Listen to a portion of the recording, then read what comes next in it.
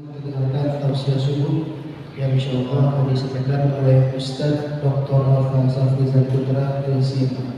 Dikira kepada Ustaz yang disampaikan dengan segala hormat, sebelum dan sudahnya kami ucapkan terima kasih. Wassalamualaikum warahmatullahi wabarakatuh.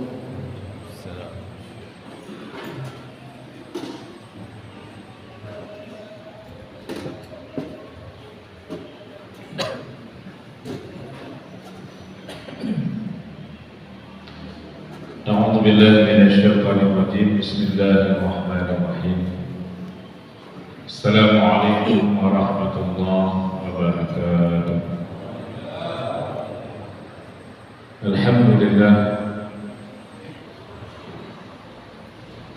لله الذي هدانا لهذا وما كنا لنهتدي لولا أن هدانا الله أشهد أن لا إله إلا الله وحده لا شريك له وأشهد أن محمدا عبده ورسوله لا نبي بعده اللهم صل وسلم على هذا النبي الكريم وعلى آله وأصحابه ومن تبعهم بإحسان إلى يوم القيامة.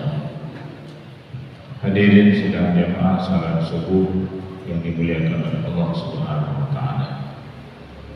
Hampir di setiap negara kita dan khususnya Asia Tenggara, setiap malam 17 atau tanggal 17 ini itu diperingati sebagai hari, semua memperingati peristiwa nuzulul Quran. Walaupun sebenarnya kalau kita kaji-kaji Al-Quran itu ketika turunnya itu banyak terjadi perbedaan pendapat ulama. Tapi yang jelas Quran itu turun di dalam bulan Ramadan, karena ada sebuah ayat yang menjelaskan, kata Allah, syahrul Ramadan alladzi unzila fihi al-Quran. Bulan Ramadan adalah bulan diturunkannya Al-Quran. Cuma tidak jelas kapan tanggalnya. Ada sebagian pendapat yang mengatakan malam pertama, ada malam 3, 5 dan seterusnya.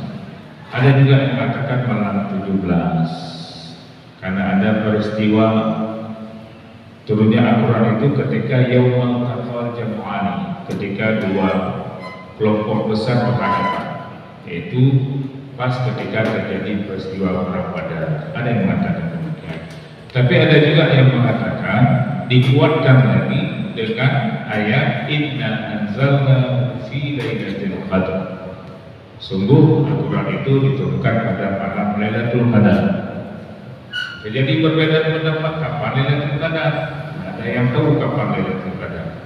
Tapi Nabi Sallallahu Alaihi Wasallam menyuruh kepada kita untuk mencari taharrau Lailatul Qadar fil awashir min Ramadan. Cari Lailatul Qadar itu pada malam 20 sampai ke 30.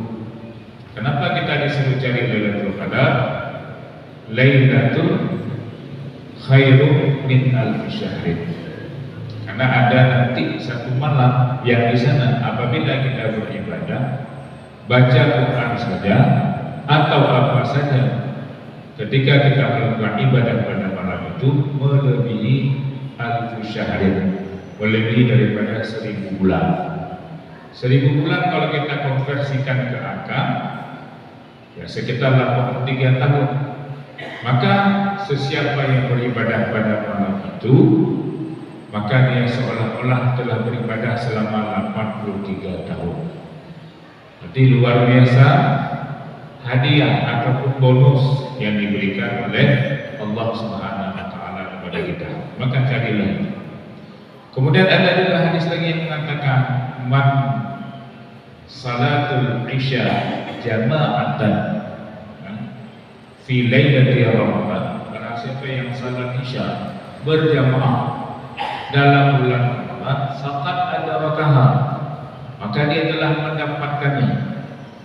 Jadi seolah Rasulullah mengatakan orang yang salat isya, katakanlah yang ada tarawihnya, salat isya jamaah terus selama bulan Ramadan, dia jamaah terus, faqad adrakaha, maka dia telah mendapatkannya.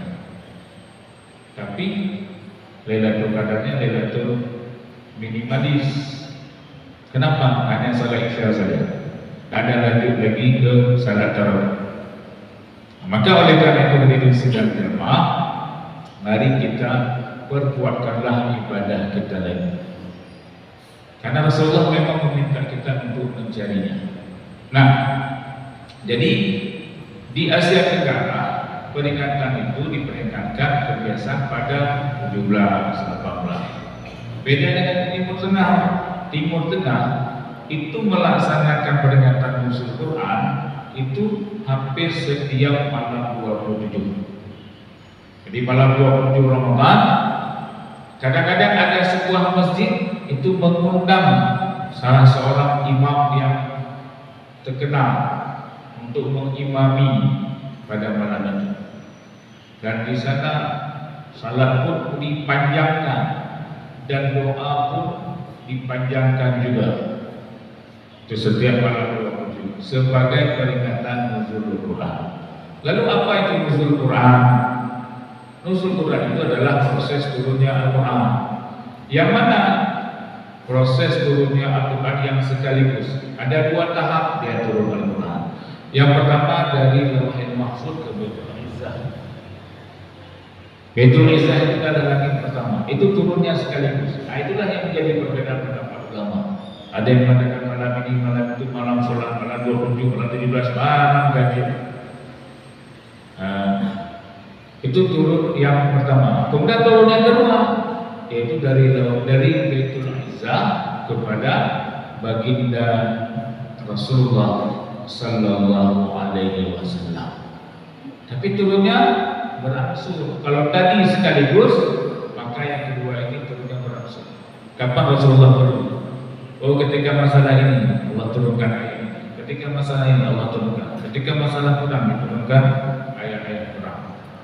Yang kemudian yang terakhir adalah al-yawma akmaltu lakum dinakum. Nah, itu baru dua tahapan. Sebenarnya ada yang lebih penting lagi. Turun yang ketiga, ini ada yang lebih penting lagi. Apa itu? Turunnya Al-Quran ke dalam hati kita. Yang paling penting. Turunnya Al-Quran ke dalam hati kita.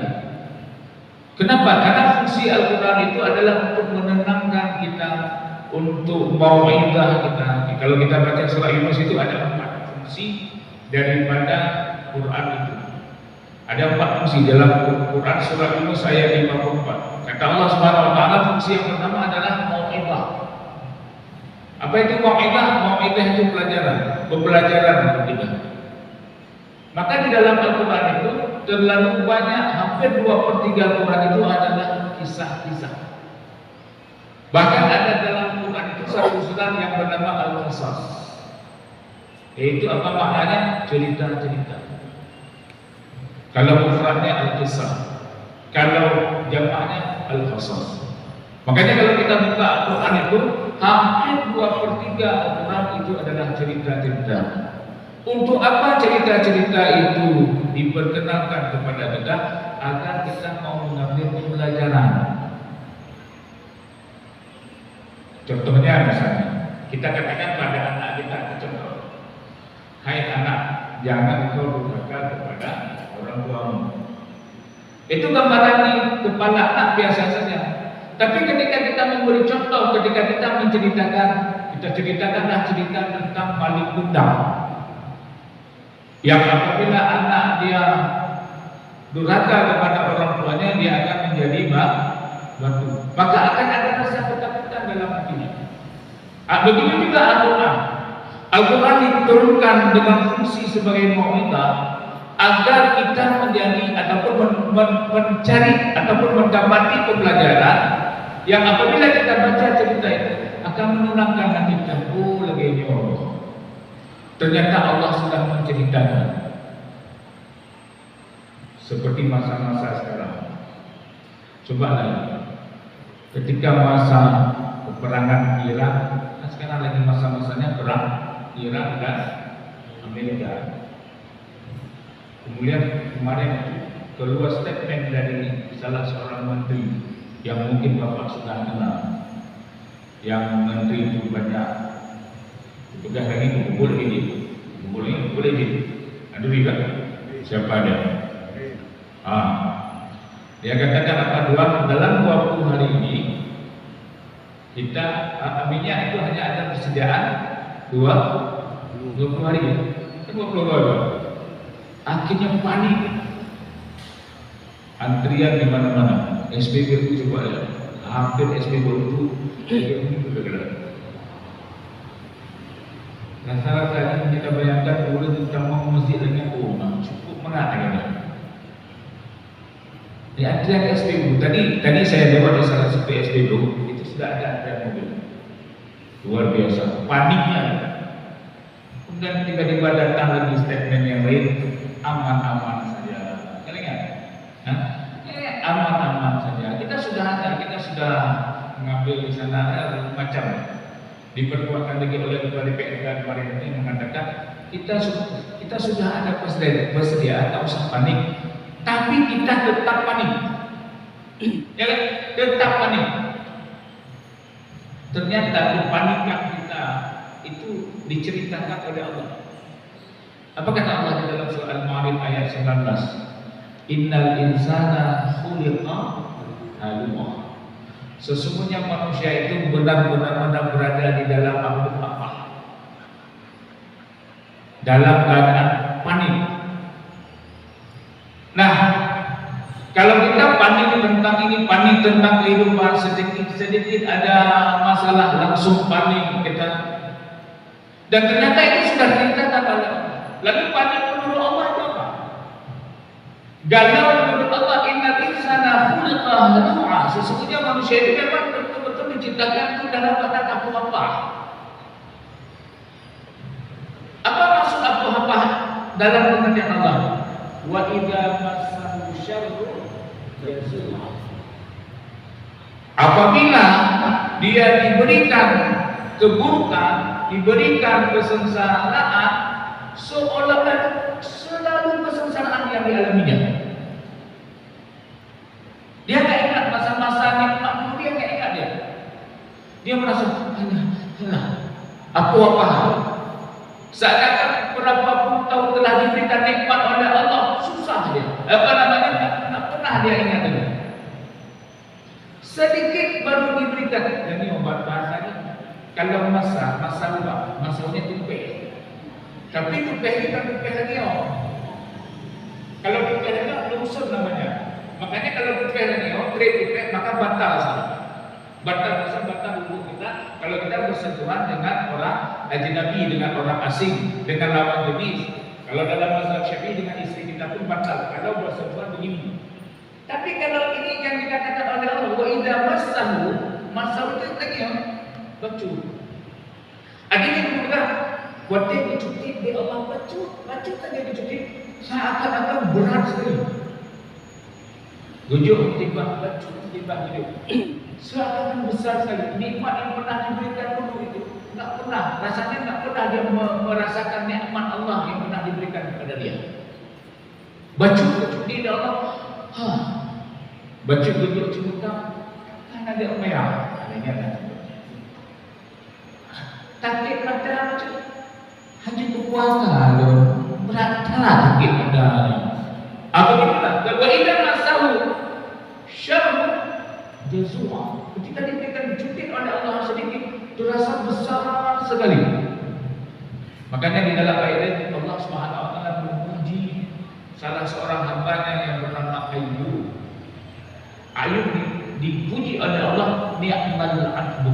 Apa itu ni'mal abdu? Sebaik-baiknya hamba adalah Ayub. Kenapa?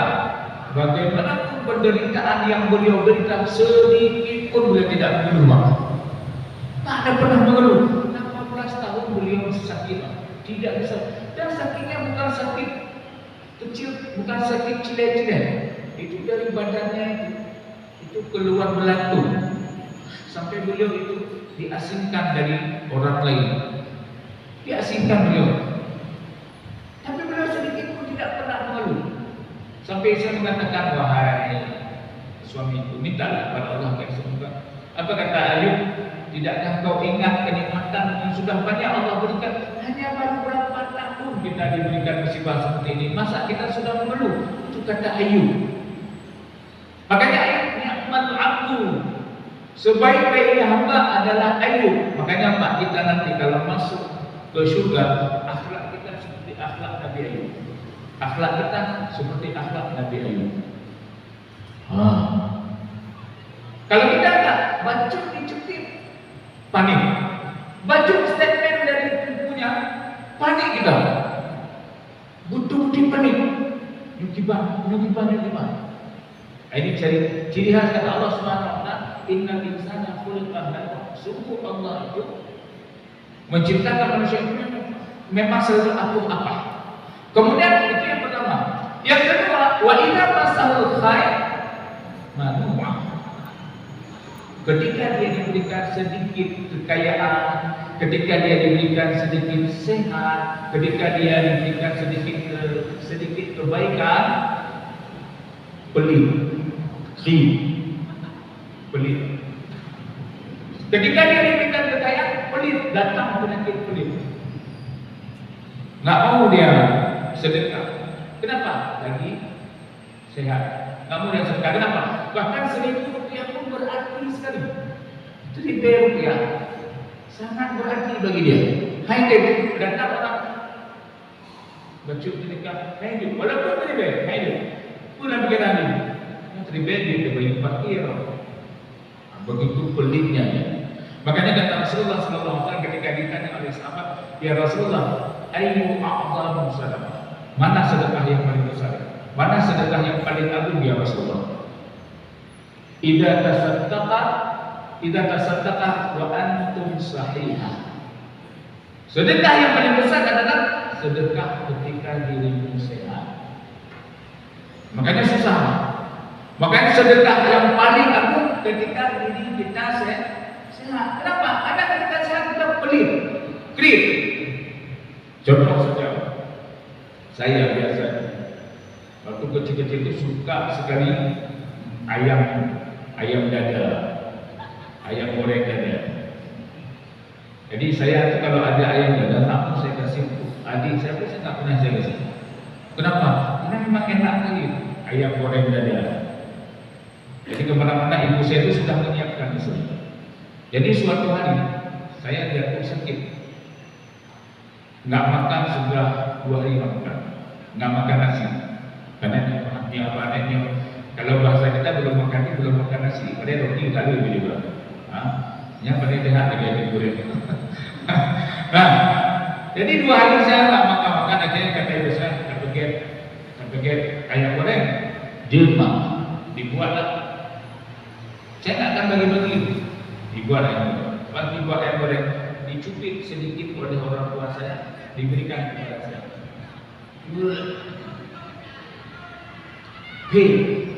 Pakar, karena ketika sedang sakit. Akhirnya apa saya bilang? Tunjukkan dia. Waktu sehat, nggak pernah ketika atau muncul nanti tadi. Ketika sakit, tunjukkan. Kenapa? Ketika datang sakit baru kita bersedekah. Kenapa? Karena badannya tak mampu lagi. Akhirnya bersedekah. Apalagi yang mendengar ada hadis yang mengatakan sedekah itu menolak bala. Akhirnya sedekah. Ada nilai? Ada. Tapi nilainya sedikit di sisi Allah. Ketika kita bersedekah, ketika sakit, sedekah kita lagi hanya nilai di sisi Allah. Ada nilainya sedikit. Maka bersedekahlah ketika kita sehat. Maka penyakit anu'a ini orang penyakit keluh kesah. Ketika dia diberikan kekayaan, datang penyakit pelitnya. Nah, maka hati-hati janganlah pelit. Pelit bahaya ini. Kenapa bahaya pelit? Pelit itu yang pertama dibenci oleh Allah. Benci oleh Allah. Allah tak suka pelit. Sampai kata Allah SWT dalam ayatnya, dicerca oleh pelit, sayutawafuna ma bakhilu bi fi yaumil qiyamah. Nanti akan aku balas, akan aku gantungkan apa yang telah kau berikan itu. Harta kau berikan, kamu berzakat, diambil harta itu dan tukar kepada kita pada hari kiamat nanti. Ditafsirkan dalam sebuah hadis yang digantungkan itu ternyata bukan harta kita, tapi harta itu sudah berubah sebesar ular. Sepanjang ular itu, ular yang melilit leher kita dan kemudian kepala itu asik mencatok kepala kita. Itu benci. Malaikat juga benci kepada orang mulia. Kita setiap subuh didoakan oleh dua orang malaikat. Satu malaikat katakan, Ya Allah. Orang yang bersedekah di waktu pagi hari didoakan oleh salah seorang malaikat, Ya Allah, lipat gandakanlah harta dia, Ya Allah. Berkahilah harta dia, Ya Allah. Tambahkanlah harta dia, Ya Allah. Yang mau sedekah di pagi hari. Ada orang yang tidak mau sedekah di pagi hari. Dia ada uang tapi tidak mau sedekah. Kenapa? Karena pelit tadi. Apa dia bilang? Apa kata malaikat? Ya Allah, hancurkan harta dia, Ya Allah. Kalau ada simpanan-simpanan dia, Ya Allah, habiskan, Ya Allah. Bekukan, Ya Allah. Itu doa malaikat. Malaikat benci. Manusia lebih benci lagi ke orang pelit. Berkata urut kritik, bengek urut kritik.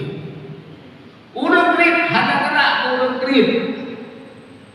Hanya deh. Penting. Contoh yang anak ni telefon. Waktu pertama dia enggak boleh. Kenapa? Karena belum kenal. Contoh misalnya, saya kata Ustaz Nofal kan.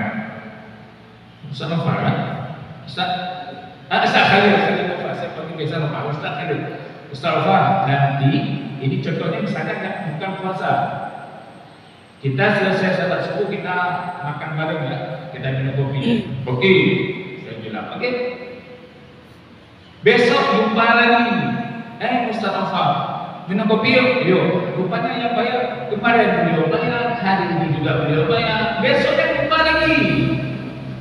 Ustaz, minum kopi yuk. Saya pesan terus, pesan nonton, pesan itu. Pas giliran bayar, beliau bayar. Saya nggak pernah bayar. Yakin saya, lusa kalau ketemu saya lari dia.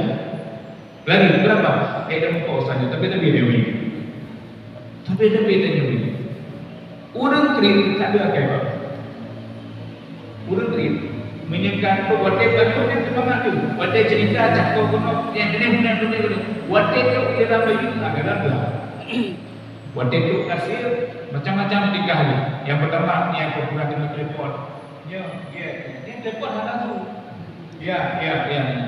Kenapa? Menghindar dari orang bayar. Ada juga sifat kelakuan orang pelit. Kalau datang kasir, mungkin aku tambah itu program jamu. Ada kayak gitu kulitnya kasir menjaga orang. Itu orang pelit. Pelit bahasa Arabnya al-bakhil. Jamaknya al-mukhalaf. Pelit, dia enggak mau uang kita, dia orang pelit tu uang kita kalau besar jangan dimakan oleh dia. Yang krim. Bubek.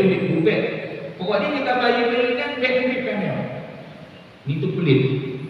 Uang kita enggak boleh dimakan oleh orang lain. Itu bakhil. Tapi ada lebih parah daripada bakhil.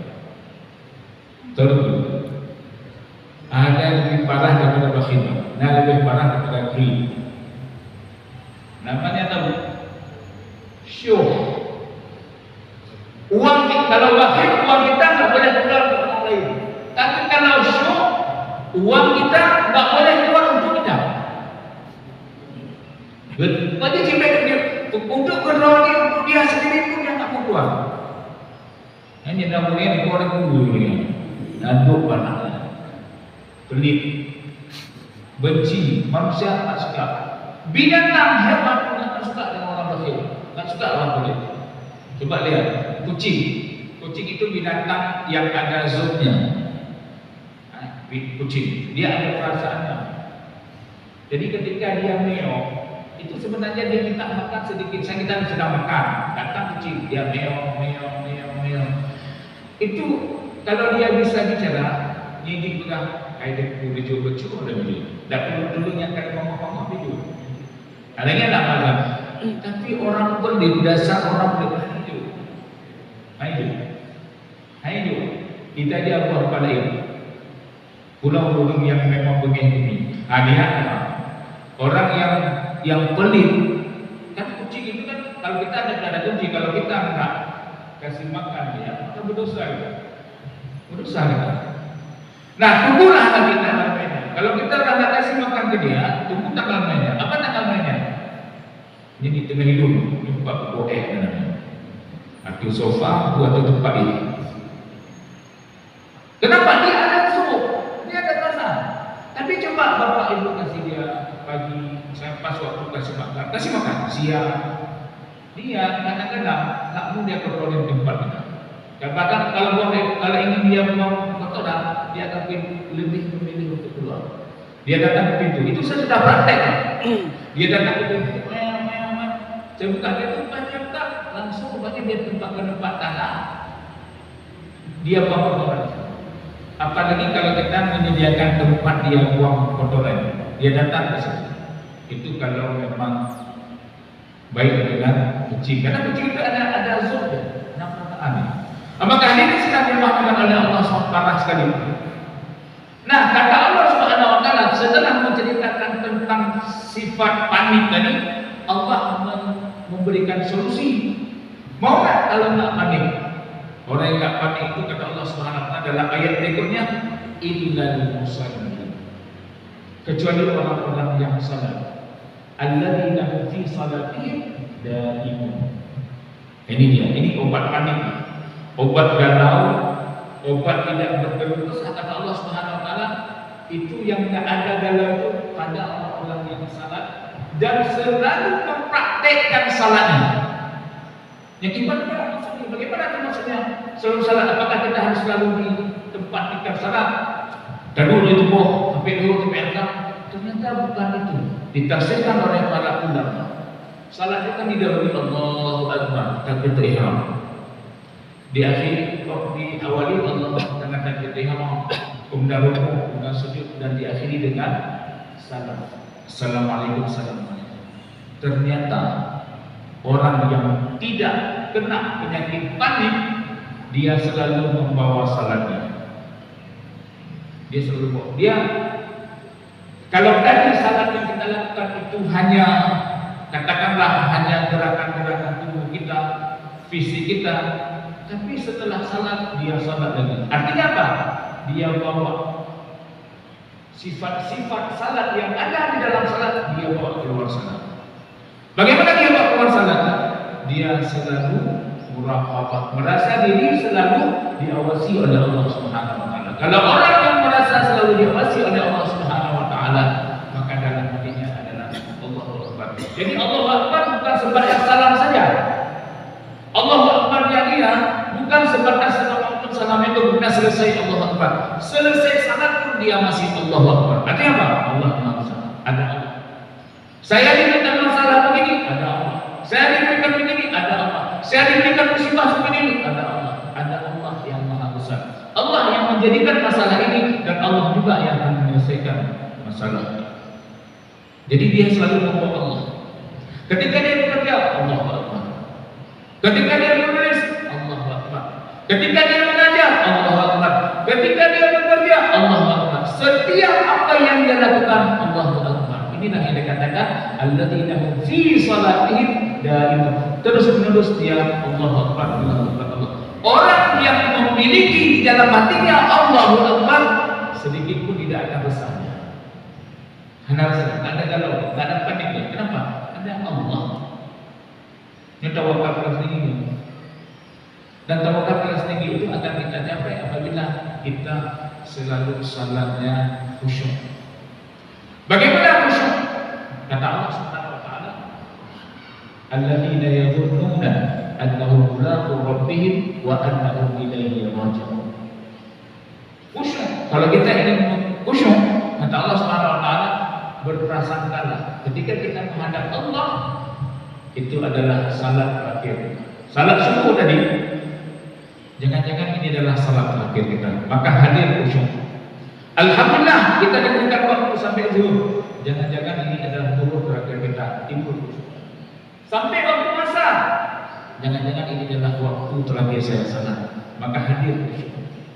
Jadi selalu ketika Allahu Akbar, jangan-jangan ini adalah salat terakhir kita, maka akan timbul rasa khusyuk. Maka Allahu Akbar, hilang dalam. Kemudian yang kedua kata Allah Subhanahu wa taala, walladzina fi amwalihim haqqun ma'lumun wa ma'lumun. Urang kepada Allah kalau tidak ingin panik yang kedua, tidak ingin galau, tidak ingin resah yang kedua setelah tadi salat, yang kedua adalah orang yang selalu merasakan setiap ada harta, setiap ada uang, ada hak orang lain di sana. Hak siapa? Hak orang yang meminta-minta, baik yang meminta-minta secara langsung ataupun dia tidak meminta. Ini ada apa? Hakun maklumun wa ma'ruf wa mahrumun. Maklumun itu apa? Nyata, sedekah. Dia sedekah. Dan ada juga al-mahrum. Dia memang orang yang berhak kita tolong, tapi dia tak minta-minta. Ini yang menhebatkan juga. Dia orang yang berhak kita tolong, tapi dia nggak mau menjual dalam. Dia tidak kadang-kadang kalau pakai baju kuku, dia kata kamu Islam lagi belum. Dia minta-minta, tapi al-mahrum mereka tidak minta. Apa yang dia lakukan? Dia ambil sedikit barang ataupun buah, dia jual di tepi jalan. Itu lebih mulia ya. Makanya kadang-kadang Umi kadang-kadang itu di mall. Dia nggak minta-minta ya, tapi dia jual. Tadi dia bagi dulu. Walaupun di rumah ada di mall, tapi udah di mall dulu. Anak dulu itu diberes. Tapi yang lebih mirisnya kita, ini kebiasaan orang kita. Pas kita di lampu merah datang adik-adik ini ditawarin sama kita. Itu dia ada dari mana Erik? Kalau dari ini loh, nonton jangan mak dipakai no, dia nonton, bahkan pikir, itu mana dia? Yang parah awalnya, betul pak. Itu al-mahrum. Mereka menyembunyikan kefakirannya. Dia mau menjual di lampu merah. Yang utara itu ada lagi. Beliau nggak bisa jalan. Setiap ketika lampu merah, ketika dia berjalan pakai tongkat itu, dia jual mainan-mainan. Mainan-mainan itu harganya 5.000, 10.000, 15.000. Kalaulah dia datang ke mobil kita, belilah. Betul, belilah. Jangan-jangan itu sedekah yang sangat berarti bagi dia. Dan mungkin itu yang paling ikhlas dari kita. Dakhalal jannah, masuk surga. Itu dia dua konsep kalau kita ingin tidak galau di masa-masa sekarang ini. Ustaz, itu mana kita dukung nih, Iran atau Amerika? Mamanya Hana dukung. Kan banyak yang kita mana kita dukung nih? Ada yang dukung Iran, ada yang dukung Amerika. Padahal kita tahu Iran itu Syiah, Amerika itu apa kurangnya? Amerika kurang. Sekarang kita mendukung orang yang mendukung Palestina. Kita tetap dalam hati kita Palestina.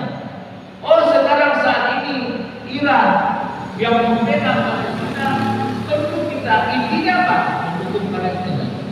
Ketika ada orang Iran, katakanlah Syiah, dia menolong orang Palestina, tentang kita bergabung dengan mereka, apakah kita akan menjadi Syiah? Kan tidak. Tapi kita tidak menjadi Syiah. Kita tetap dalam identitas kita sebagai seorang Muslim yang beriman. Walaupun mungkin beda, mungkin dalam hal-hal, tapi tentu ada persamaannya. Paling tidak apa? Mereka mendukung Palestina. Mereka tidak menginginkan Palestina itu hancur. Ya, makanya beda dalam lawan.